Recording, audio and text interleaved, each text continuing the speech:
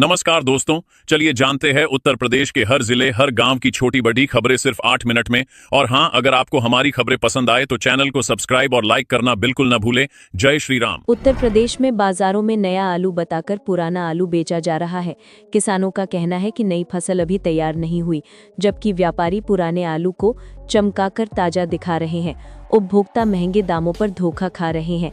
प्रशासन ने जांच के आदेश दिए हैं। मौसम की मेहरबानी से ग्रेटर नोएडा की हवा में फिर ताजगी लौट आई है। हाल की बारिश और ठंडी हवाओं ने प्रदूषण के स्तर को कम किया है। AQI सामान्य श्रेणी में पहुंच गया है, जिससे लोगों को सांस लेने में राहत मिली है और शहर का वातावरण खुशनुमा हो गया है। गाजियाबाद के एक अस्पताल में बेहोश मरीज को इमरजेंसी वार्ड में छोड़कर लाने वाले लोग फरार हो गए। अस्पताल स्टाफ के होश उड़ गए और तुरंत पुलिस को सूचना दी गई। डॉक्टरों ने मरीज का इलाज शुरू किया है। वहीं पुलिस CCTV फुटेज के जरिए आरोपियों की तलाश कर रही है। लखनऊ नगर निगम की टीम ने सहारा सिटी इलाके से 55 आवारा गौवंशी पशुओं को हटाया। इनमें 24 बछिया, 17 गाय और बाकी बैल शामिल हैं। सभी पशुओं को पकड़कर कांजी हाउस भेजा गया है, जहां उनकी देखभाल और चिकित्सकीय जांच की जा रही है। निगम ने कार्रवाई जारी रखने की बात कही है। गोरखपुर AIIMS में नौकरी दिलाने के नाम पर लाखों की ठगी का मामला सामने आया है। आरोपियों ने फर्जी नियुक्ति पत्र दिखाकर कई लोगों से पैसे वसूले। पीड़ितों की शिकायत पर SSP के निर्देश पर पुलिस ने जांच की और आरोपियों के खिलाफ धोखाधड़ी का मुकदमा दर्ज किया है। अब कफ सिरप केवल डॉक्टर के पर्चे पर ही बेचा जा सकेगा। स्वास्थ्य विभाग ने सभी दवा दुकानदारों को सख्त निर्देश जारी किए हैं।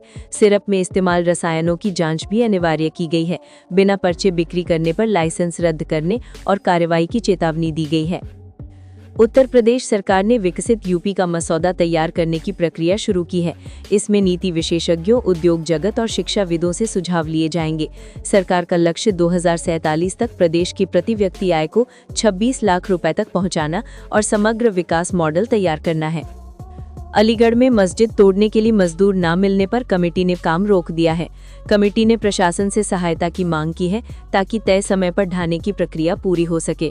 प्रशासन ने सुरक्षा और शांति व्यवस्था बनाए रखने के निर्देश जारी किए हैं। चांदी के दामों में तेजी जारी है। कीमतें हर दिन 150 से 500 रुपए तक बढ़ रही हैं। अंतर्राष्ट्रीय बाजार में मांग बढ़ने और रुपए की कमजोरी के कारण चांदी ने ऑल टाइम हाई का रिकॉर्ड बना लिया है। निवेशक इसे सुरक्षित विकल्प मानकर खरीद बढ़ा रही हैं। उत्तर प्रदेश के 30 जिलों में आकाशीय बिजली गिरने की संभावना जताई गई है। मौसम विभाग ने चेतावनी जारी करते हुए कहा कि अगले 24 घंटों में गरज चमक के साथ तेज बारिश हो सकती है। नागरिकों को सुरक्षित स्थानों पर रहने और बिजली से जुड़े उपकरणों से दूरी बनाए रखने की सलाह दी गई है। प्रयागराज में बनने जा रहे रोपवे का अलाइनमेंट बदला गया है। परियोजना के लिए एजेंसी का चयन कर लिया गया है। इस रोपवे परियोजना की अनुमानित लागत 210 करोड़ रुपए है। स्थानीय प्रशासन का उद्देश्य शहर में पर्यटन और परिवहन सुविधा को बेहतर बनाना है। कस्तूरबा गांधी बालिका विद्यालयों में शिक्षा गुणवत्ता सुधारने के लिए सघन औचक निरीक्षण तेज होगा। अधिकारियों की जवाबदेही तय की जाएगी और नियमित निगरानी से स्कूलों में व्यवस्था, पढ़ाई और विद्यार्थियों की सुरक्षा सुनिश्चित होगी। जनरल कोच यात्रियों के लिए बड़ी खुशखबरी।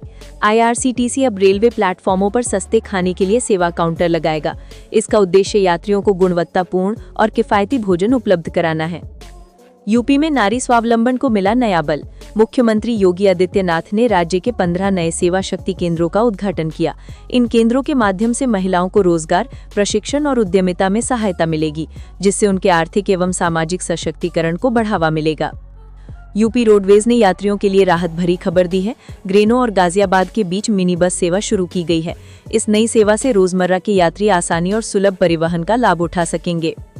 कृषि और स्वास्थ्य क्षेत्र में बड़ी क्रांति आने वाली है। 197 शोध परियोजनाओं को मंजूरी मिली है, जिनकी कुल लागत 18 करोड़ रुपए है। ये शोध मिलेट से लेकर दवाओं तक के क्षेत्रों में नई तकनीक और नवाचार लाएंगे।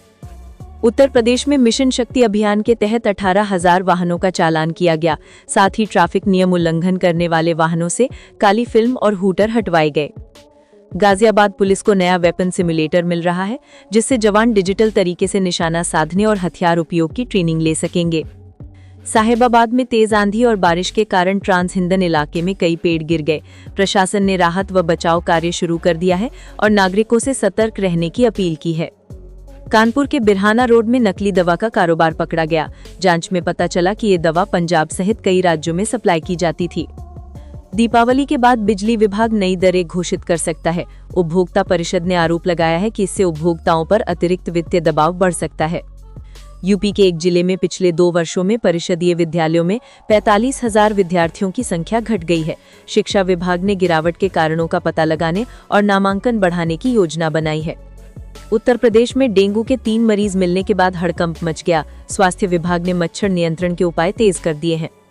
उत्तर प्रदेश में 48 घंटे में ताबड़तोड़ 20 एनकाउंटर हुए। सीएम योगी के निर्देश मिलते ही पुलिस ने अपराधियों पर सख्त कार्रवाई की। गाजियाबाद में साइबर ठगी के 2 बड़े मामले सामने आए हैं।